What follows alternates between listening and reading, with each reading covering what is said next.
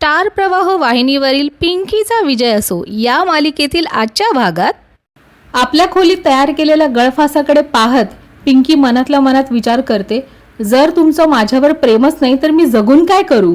पिंकी टेबलवर चढते आणि गळफास आपल्या गळ्यात घालते आणि मनातल्या मनात म्हणते, आता नाही होणार तुमची घुसमट, जाते मी तुमच्या आयुष्यातून. आता नाही निभवावी लागणार तुम्हाला लादलेली जबाबदारी, कारण तुमच्या आयुष्यातून मी आता कायमची जाते. आणि मग गळफासाची गाठ घट्ट करत पिंकी पायाखालचं टेबल ढकलून देते. अशा प्रकारचं वाईट स्वप्न युवराजला पडतं आणि युवराज झोपेतून जागा होतो आणि घाबरून जोरात ओरडतो, पिंकी. आणि मग त्याला कळतं की ते फक्त एक स्वप्न होतं. पण तितक्यात त्याला छबीच्या ओरडण्याचा आवाज येतो, म्हणून तो खिडकीतून खाली पाहतो तर तिथे छबी पिंकीच्या खोलीचा दरवाजा ठोठावत असते आणि जोरजोरात तिला हाका मारत असते, पिंकी दरवाजा उघड ना पिंकी. ते पाहून युवराज छबीला विचारतो, काय झालं ताईसाहेब. त्यावर छबी त्याला म्हणते, अरे बघ ना, मी कधीची दरवाजा ठोकते पण पिंकी दरवाजाच उघडत नाहीये. युवराजला ही सकाळीच वाईट स्वप्न पडल्यामुळे त्याच्या मनातही नको नको ते विचार यायला लागतात आणि तो घाबरतो आणि क्षणाचाही विलंब न लावता तो खिडकीतूनच खाली उडी मारतो. तिच्या खोलीचा दरवाजा ठोकून मग तोही हाका मारायला लागतो, ओ सरपंच बाई दार उघडा, ओ सरपंच बाई. पण पिंकी आतून काहीच प्रतिसाद देत नसते. त्यामुळे मग तो स्वतःच दरवाजा तोडण्याचा निर्णय घेतो आणि धक्का मारून तो दरवाजा तोडतो. आणि ते दोघेही जेव्हा आतमध्ये प्रवेश करतात तेव्हा त्यांना पिंकी तिची बॅग भरत असल्याचं दिसतं. आणि मग तो रागाने छबीला म्हणतो, बघा. आणि मग रागानेच पिंकी जवळ जात म्हणतो, तुमचं काही डोसकं खराब झालंय वय, इतका वेळ आवाज देतोय, ओ देता येत नाही का. उगाच काळजीने जीव वर खाली झाला. पिंकी सुद्धा रागाने त्याच्याकडे पाहत त्याला विचारते, काळजी आणि कोणाचा जीव वरखाली होत होता. त्यावर तो आमचा असं उत्तर तिला द्यायला जाणार तितक्यात तो थांबतो आणि म्हणतो, ताईसाहेबांच्या चेहऱ्यावर पहा अजून किती टेन्शन दिसतंय. ते जीवाचं काही बरं वाईट करून घेतलं का, की चक्कर येऊन पडलात. नको नको ते विचार येऊन गेले मनात. पिंकी विचारते, कोणाच्या. युवराज तिला म्हणतो, आम्ही तुमची चौकशी करायला आलो आहोत, तुम्ही आम्हाला उलटे प्रश्न विचारू नका. पिंकी म्हणते, युवराज साहेब, जर माझ्या जीवाचं काही बरं वाईट झालं असतं किंवा मी चक्कर येऊन पडले असते तर तुम्हाला काही फरक पडला असता. छबी पिंकीला म्हणते, पिंकी, युवराजला आणि मला आम्हा दोघांनाही तुझी काळजी वाटत होती. पिंकी म्हणते, छबीताई, तुमच्या काळजीबद्दल माझं काहीही म्हणणं नाही. माझं म्हणणं यांच्या म्हणण्याशी आहे. हे तुमचे भाऊ, ज्यांचं माझ्यावर अजिबात प्रेम नाही, त्यांना माझ्याबद्दल काहीही वाटत नाही. ज्यांनी काल सर्वांसमोर ओरडून सांगितलं की त्यांचं माझ्यावर अजिबात प्रेम नाही. मग आता मला त्यांना हे विचारायचंय की आज काळजीपोटी त्यांनी हा दरवाजा का तोडला. त्यावर युवराज म्हणतो, आम्हाला जे बोलायचं होतं ते आम्ही बोललो आणि तुमच्या सगळ्या प्रश्नांची उत्तरं द्यायची. त्यावर पिंकी म्हणते, गरज नाही वाटत, बरोबर ना. युवराज म्हणतो, हे बघा, आम्ही जे काही करतो ते खुल्लम खुल्ला करतो. त्यावर पिंकी म्हणते, हो, जसं माझ्याशी लग्न केलं तसं. युवराज तिला म्हणतो, जरा शहाण्यासारखं वागा, प्रत्येक वेळेला दरवाजा बंद करण्याची गरज नाहीये.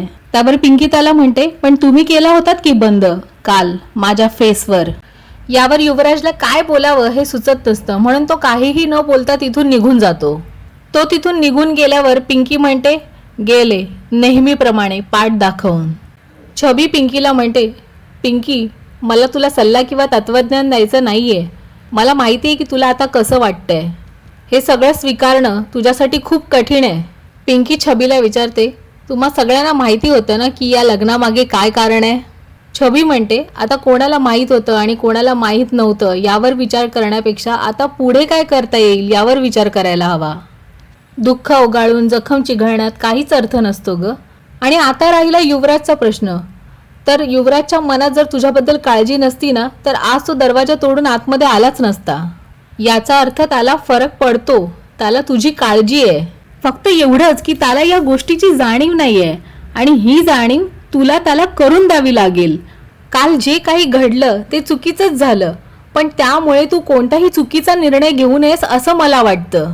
मी तुला हात जोडून विनंती करते की हे घर सोडून जाण्याचा विचार सुद्धा मनात आणू नकोस. इतकं बोलून छबी तिथून निघून जाते. छबी तिथून निघून गेल्यावर पिंकी मनातल्या मनात विचार करते, ज्यांचा विचार करून मी या घरात आले होते तेच माझा विचार करत नाहीयेत, मग या घरात राहून काय फायदा. इथे सुशीला खूप आनंदात असते आणि ती चंद्राला हाक मारत असते. चंद्र आल्यावर ती चंद्राला विचारते, ती घाटवाडीतली पोरगी गेली का. त्यावर चंद्रा म्हणते, मी मगाशी गेले होते तेव्हा त्या बॅग भरत होत्या. त्यावर सुशीला म्हणते, भरत होत्या? एवढा आदर? ते ऐकून चंद्रा थोडी घाबरते. मग सुशीला तिला म्हणते, अगं राहू दे ग, काय आदर विदर द्यायचा आहे ना तो आजच देऊन घे, उद्यापासून ती आहे कुठे इथे. ती जाणार आहे या कल्पनेनेच मला इतका आनंद झालाय, तर ती प्रत्यक्षात जाईल तेव्हा मला केवढा आनंद होईल.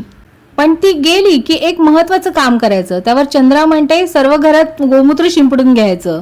त्यावर सुशीला म्हणते, अरे वा, केवढी हुशार ग माझी चंद्री, ती काही गरज नाही, ती गेली ना की घर आपोआप शुद्ध होईल. आणि मग सुशीला चित्राला म्हणते, चित्रे, घरात काजू बदाम पिस्ते काय असेल नसेल ते घालून मस्तपैकी गोडाचा शिरा बनव, म्हणजे त्याचा गोडवा ना असा पूर्ण घरात दरवळत राहिला पाहिजे. ते ऐकून चित्रा मनातल्या मनात विचार करते, पण माझ्या वाट्याला तुमचा सासूरवास. काय करणार, I have no option. Option शब्द ऐकून सुशीला तिला विचारते, काय? त्यावर चित्रा म्हणते, ऑप्शन म्हणजे शिरा बनवू की दुधी हलवा. त्यावर सुशीला तिला म्हणते, तू कारल्याचा जरी शिरा बनवलास ना तरी तो मला गोड लागेल. आणि मग सुशीला चंद्राला म्हणते, आणि तू ग बाजारात जा आणि मस्तपैकी मोठी फटाक्यांची माळ घेऊन ये. इथे बॅग भरून झाल्यावर पिंकी जड अंतःकरणाने ती बॅग उचलते आणि गंपू शेठला आपल्या सोबत घेऊन तिथून निघायची तयारी करते. आणि निघताना विचार करते की आजपर्यंत मी या घराला आपलं घर समजून राहत होते, फक्त धनींसाठी, पण त्यांनीच मला नाकारलं.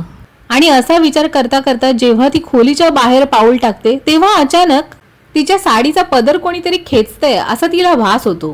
ती जेव्हा मागे वळून पाहते तेव्हा तिचा पदर तिला दारावर असलेल्या एका खिळ्याला अडकलेला दिसतो. पदर सोडवून घेता घेता अचानक तिची नजर तिच्या खोलीत असलेल्या गणपती बाप्पाच्या मूर्तीवर पडते आणि ती परत खोलीच्या आत येते आणि गणपतीची मूर्ती हातात घेऊन म्हणते, बाप्पा, तुला कशी विसरले मी? तुला मला काही सांगायचं आहे का? मला कोणत्या गोष्टीची जाणीव करून द्यायची आहे का? आणि त्या मूर्तीला पाहता पाहता अचानक पिंकीला तिच्या वडिलांची आठवण येते. तिला आठवते की कसं लग्नाच्या वेळी तिच्या वडिलांनी तिला ही मूर्ती दिली होती. आणि त्यानंतर तिला निरीचं बोलणंही आठवतं की तुझ्या काळजीनं पप्पांची तब्येत बिघडली. आणि मग पिंकी विचार करते, नाही पिंकी, तुझ्या या एका डिसिजनमुळे तुझं पूर्ण घर दुःखाच्या दरीत लोटलं जाईल. तू जर परत गेलीस तर हा धक्का तुझ्या पप्पांना सहन नाही व्हायचा. अजून निरीचं लग्न व्हायचं आहे आणि दीप्या तर किती लहान आहे. नाही पिंकी, असं स्वार्थी डिसिजन घेऊन नाही चालणार. आणि मग ती परत गणपती बाप्पाच्या मूर्तीकडे पाहत म्हणते, बाप्पा, तुम्हाला याचीच जाणीव करून द्यायची होती ना मला. आता मी हे घर सोडून अजिबात जाणार नाही. त्यांचं माझ्यावर प्रेम नसलं म्हणून काय झालं, पण माझं तर त्यांच्यावर प्रेम आहे. ते मानत नसले तरी मी त्यांची बायको आहे. 7 जन्माची गाठ बांधली आहे आमची. थँक्यू बाप्पा, तू वेळीच मला थांबवलंस. इथे सुशीला चंद्राला फटाक्यांची माळ अंथरून ठेवायला सांगते. त्याप्रमाणे चंद्रा तिथे फटाक्यांची माळ लावत असते. माळ लावून झाल्यावर सुशीला चंद्राला म्हणते, चंद्रे, आता मी तुला जेव्हा सांगेन ना तेव्हा ती माळ पेटवायची. आणि मग सुशीला आणि चित्रा पिंकीची वाट पाहायला लागतात. चित्रा सुशीलाला म्हणते, कुठे राहिली ही घाटवाडीची पोरगी? तितक्यात पिंकी बॅग घेऊन बाहेर येते आणि मनातल्या मनात सुशीलाची गंमत करायचं ठरवते. घर सोडून जाणार नसली तरी ती मुद्दामून घर सोडून जाण्याचं नाटक करते आणि मग चेहऱ्यावर तसं दुःख आणून ती बॅग उचलून तिकडनं चालायला लागते. तिला पाहून चित्रा सुशीलाला म्हणते, ती बघा निघाली घाटवाडीची पोरगी. तिला जाताना पाहून सुशीलाला खूप आनंद होत असतो. तेव्हा चित्रा तिला म्हणते, आईसाहेब, आता सांगा ना फटाके लावायला.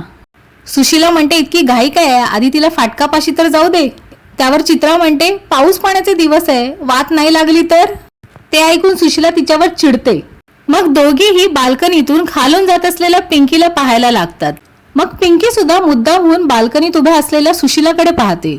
सुशीला तिला चिडवण्यासाठी इशाऱ्याने जा असं सांगत असते. मनातल्या मनात हसत हसतच पिंकी गेटपर्यंत पोहोचते. आणि यावर हा भाग इथेच संपतो. पुढच्या भागात आपण पाहणार आहात. पिंकी जशी गेट जवळ पोहोचते तशी सुशीला चंद्राला फटाक्यांच्या माळीची वात पेटवायला सांगते. फटाके वाजायला लागतात तसे सुशीला आणि चित्रा खूप खुश होतात. पण इथे पिंकी मात्र तिची बॅग युवराजच्या गाडीत ठेवून परत येते. तिला परत येताना पाहून सुशीला आणि चित्राच्या चेहऱ्यावरचा रंगच उडून जातो. आणि मग पिंकी परत एकदा सुशीलाकडे पाहत मनातल्या मनात विचार करते, सासूबाई, तुम्ही कितीही प्रयत्न करा, मी हे घर सोडून अजिबात जाणार नाही.